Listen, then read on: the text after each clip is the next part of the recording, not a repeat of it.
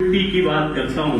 चार पंक्तियां आप सबके बीच पढ़ता हूँ जो पूरे देश भर में पढ़ी गई, चाहता ये हूँ कि आपके बीच पढ़ूं। ओपी आजाद साहब, आपका शुक्रगुजार हूँ कि मुझे इस मौके पर आपने याद किया।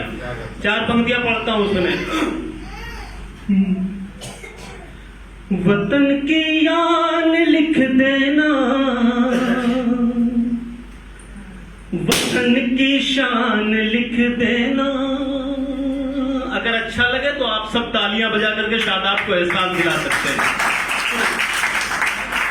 वतन की यान लिख देना, वतन की शान लिख देना। न हिंदू और ना मुस्लिम, फकत इंसान लिख देना।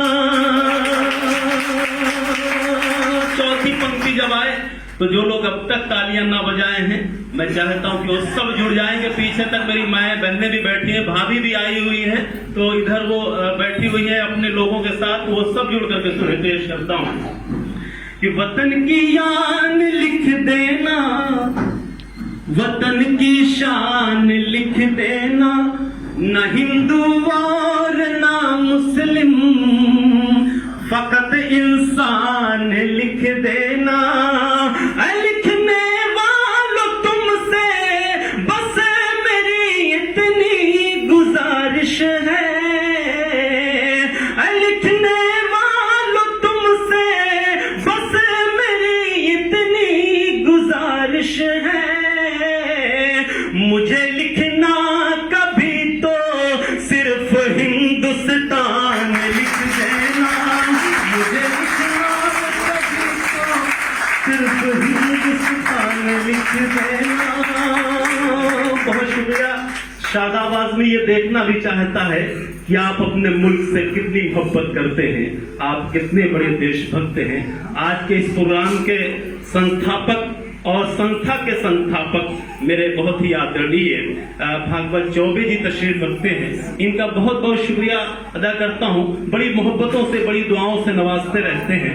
चार पंक्तियां इनके हवाले से आप तक पहुंचाता हूं, बतौर खास सुने कि जरूरत पड़ गई तो, ये बेटा मेरा सामने है, इसको बैठा लीजिए, इसके अंकल पढ़ रहे हैं तो ये भी सुने और इसकी मम्मी भी सुने, सारे लोग सुने। ओपी आजाद साहब और मेरा छोटा भाई विनय और सब लोग शिरकत करें इन चार मिसरों में। पेश करता हूं कि जरूरत पड़ गई तो, शर्मा जी, जरूरत पड़ गई तो जंग का ऐलान कर देना। हम हिंदुस्तानी मोहब्बत करने वाले हैं, लेकिन शादाब ने ये कहा है कि जब जरूरत पड़ जाए तो ये काम भी हम कर सकते हैं। कि जरूरत पड़ गई तो जंग का ऐलान कर देना। पहुंच कर हिंद की सरहद पे सब कुछ दान कर देना।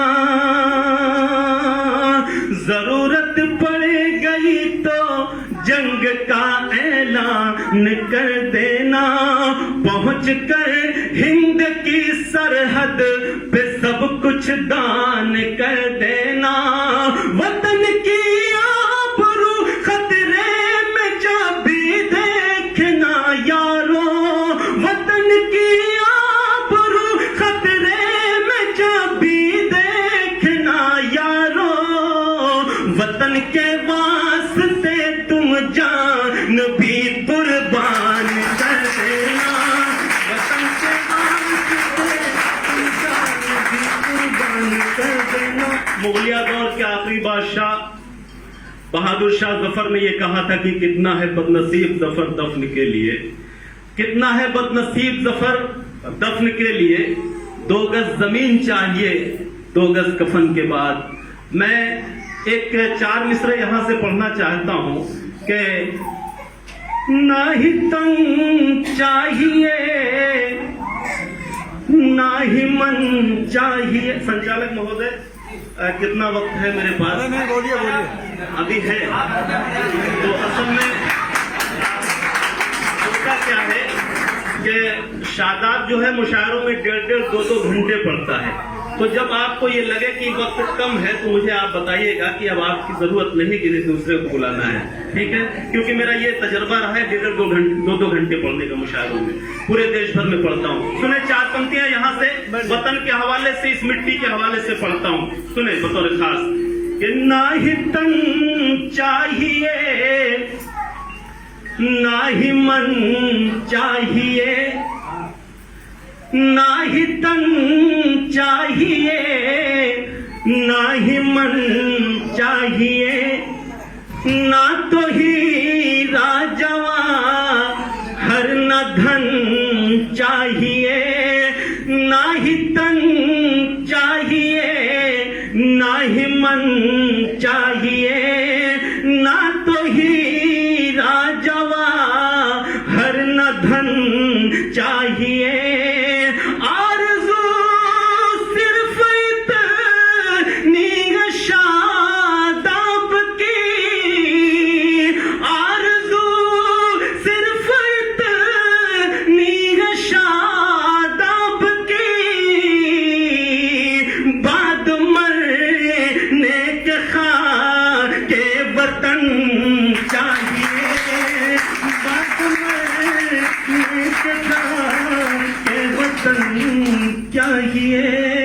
ओपी आजाद साहब, हम शायरों ने बहुत कुछ लिखा, लेकिन अब जरूरत क्या है लिखने की?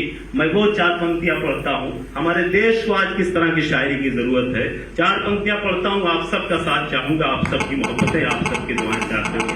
सुने बतौर खास, शर्मा जी बहुत अच्छा, आपने बहुत अच्छे तरीके से, और मैं तो सुन रहा था बहुत ध्यान से, जी ये चाहता था कि बस आपको सुनता ही जाऊं।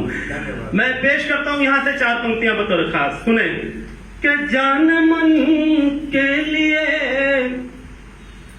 गुल बदन के लिए, विनय सुनना भाई, कि जान मन के लिए गुल बदन के लिए हमने लिखा बहुत बांकपन के लिए, जान मन के लिए गुल बदन के लिए हमने लिखा बहुत बांकपन के लिए।